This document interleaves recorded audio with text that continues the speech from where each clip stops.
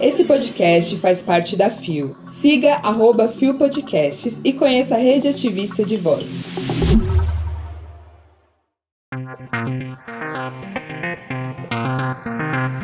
Pedro Sampaio fala sobre conversa com Lulu Santos.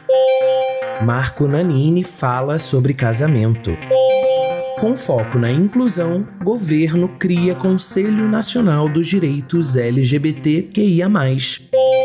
Segunda-feira, 10 de abril de 2023. Na força do axé, do amém, do inxalá, mais um segundou pra conta. Olá, eu sou o GG e este é mais um Bom Dia, Bicha. Levanta, viada, vamos assim! O seu podcast diário de notícias sobre as comunidades LGBTQIAP+. 6 e ônibus. Deu no Gay Blog. Pedro Sampaio revela que conversou com Lulu Santos antes de se declarar bissexual. Publicado em 6 de abril de 2023 por David Pazzato.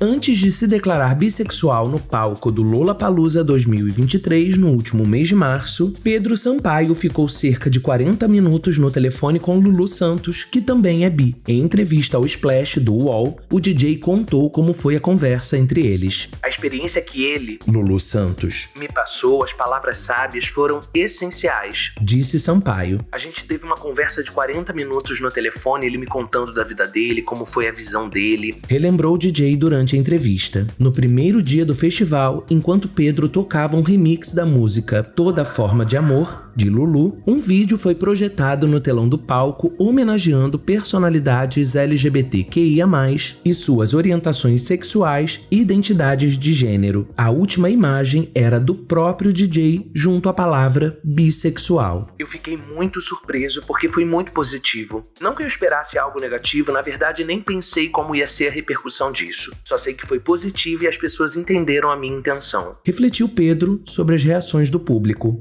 Segundo o DJ, a intenção de se declarar bissexual no palco do festival era inspirar. É justamente para encorajar as outras pessoas que também passam por isso, que querem se aceitar e se assumir e precisam dessa coragem, contou ele. A gente que é velha, que é rodada, a gente se ressente muito com esse papo geração Z de que, rótulo aprisiona, não quero ser rotulado, nananã. Dá licença! Porque assim, nossa história, a história das nossas lutas, das nossas resistências, foram escritas às custas de muitas vidas que se foram para que a gente pudesse estar aqui, né? É, gata. A muitas das nossas pessoas não foi dada a opção de ser ou não ser rotulada, porque as pessoas simplesmente eram, simplesmente são. Consegue distinguir? É também um privilégio branco, um privilégio cis, poder optar por se esconder ou se mostrar. Você tá me entendendo? As pessoas pretas, as pessoas trans e travestis, na maioria das vezes, não foi permitido não ser. Eu mesmo, com todo o meu privilégio cis, com o privilégio de ser lido como branco, eu passei meus perrengues dentro de casa, na família, no círculo profissional, por escolher exatamente me assumir com 20 anos. E agradeço demais pela oportunidade de ter feito arte, ter feito teatro muito novo, o que me possibilitou viver em um meio em que havia a liberdade de ser. Daí é sempre muito especial quando alguém dessa geração, com o tamanho do alcance do Pedro Sampaio, opta por levantar essa bandeira. Porque isso implica necessariamente em debate, né? A direita surta! Muita gente falando merda, muita gente. Mas também a chance de muita gente naturalizar o que tem que ser naturalizado, porque é inerente à existência humana. As orientações, as expressões, as identidades estão aí, quer os haters queiram, quer não. Chupa, queridas! Beijo, Pedro, foi brabo, foi se consultar com o mestre Lulu Santos, praticamente uma entidade, então não tinha como dar errado, né? Exatamente. Conta com a gente, tá? Deu no IG Queer. Nunca foi problema, afirma Marco Nanini sobre casamento aberto. Publicado em 7 de abril de 2023, o site não informou a pessoa responsável pela matéria.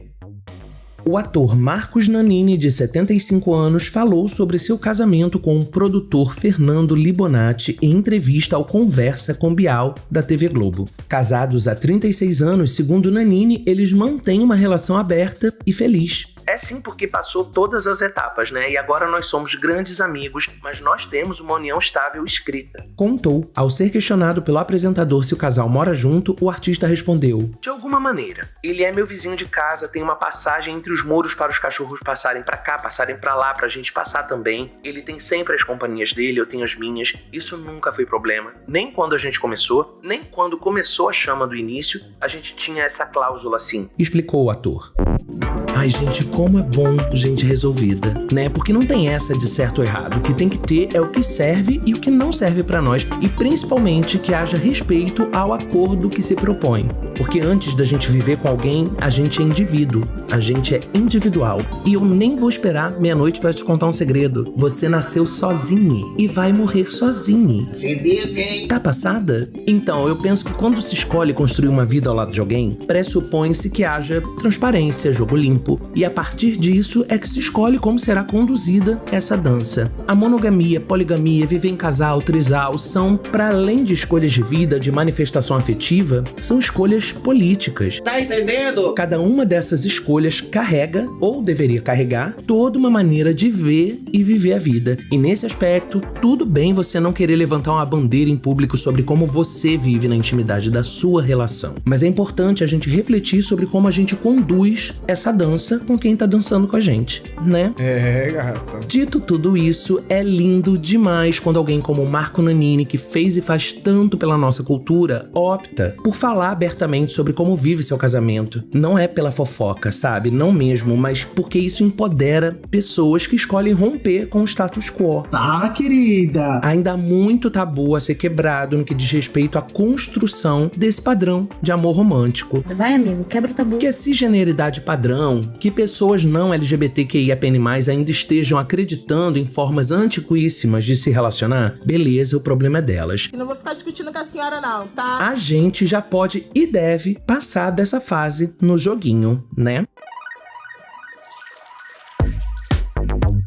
Deu no G1. Governo cria Conselho Nacional dos Direitos LGBTQIAP+. Publicado em 7 de abril de 2023 por Wesley Bischoff. O governo federal publicou um decreto que cria o Conselho Nacional dos Direitos das Pessoas Lésbicas, Gays, Bissexuais, Travestis, Transsexuais, Queers, Intersexos, Assexuais e outras, CNLGBTQIA+. A medida foi publicada em edição extra do Diário Oficial da União na quinta-feira, dia 6. Segundo o decreto, o Conselho tem como função ajudar na elaboração e execução de ações e medidas governamentais para pessoas que integram a comunidade LGBTQIA+. O Conselho será formado por 19 representantes de organizações da sociedade civil, além de 19 representantes de ministérios do governo. A participação não será remunerada. Entre as funções do Conselho estão propor estratégias para a avaliação e o monitoramento das ações governamentais voltadas às pessoas LGBTQIA+, promover a realização de estudos, debates e pesquisas sobre a temática de direitos e inclusão, apoiar campanhas destinadas à promoção e à defesa de direitos e de políticas públicas para pessoas LGBTQIA+, acompanhar e apresentar recomendações para projetos legislativos que tenham implicações sobre essa comunidade, receber e analisar representações ou denúncias de condutas ou situações contrárias aos direitos das pessoas LGBTQIA+. E foi pra isso que eu fiz o L, não é mesmo? Eu sou fina, querida. Desde o primeiro governo Lula, tivemos muitos avanços no que diz respeito à promoção das nossas existências, das existências das nossas comunidades, e a esperança que a gente tinha era que, de fato, não só os retrocessos cessariam, mas que a gente tivesse avanços significativos. Já existiu um conselho anterior num formato diferente, foi extinto pelo Demo e agora recriado com melhorias. E o que a gente tem visto dentro desses 100 primeiros dias de governo é muito promissor em relação às nossas demandas. A nomeação de Silvia Almeida para o Ministério dos Direitos Humanos e da Cidadania, de Simi Larrat para a recém-criada Secretaria Nacional dos Direitos da população LGBTQIA+, as nomeações e tudo que já tem sido feito nos Ministérios da Igualdade Racial, dos povos originários, das mulheres, porque sim, há interseccionalidade entre todas essas pautas, né? Você tá me entendendo? Nossas lutas têm de ser contra todo tipo de opressão. E o Bom Dia Bicha nasceu em um momento muito triste da nossa história e talvez esse até tenha sido um dos alicerces dessa ideia quando nasceu, porque veio de um lugar de necessidade de compartilharmos informações sobre as nossas existências e o que acontece com a gente todos os dias. E é muito emblemático poder dar uma notícia como essa aqui. A gente deu e dá tanta notícia terrível. Eu tô cansada! Então, esse é um refresco super importante da gente trazer aqui. E vamos em frente, porque ainda tem muito mais pra ser feito e muito mais pra gente compartilhar com você.